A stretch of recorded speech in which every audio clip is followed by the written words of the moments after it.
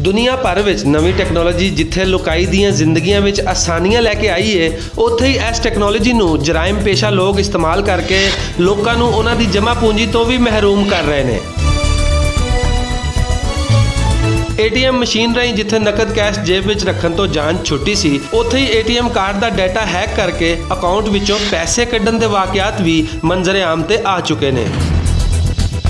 इसे तरह Benazir income support programme की आड़ विच मुफाद परस्त अनासर का टोला जिथे कई गरीबों को लालच दे के लुट चुकिया है, उत्थे ही लखां रुपए दी नामी स्कीमां का लालच दे के सादा लू लोगों कोलों हज़ारां रुपए लुट ले जाते हैं, पर कोई पुछण वाला नहीं। अजकल वारदातियां ने लोगों को लुटन का एक नवा तरीका लभ लिया है। कौन नहीं जानता कि पाकिस्तानी कौम अपनी फौज नाल कितना प्यार करती है।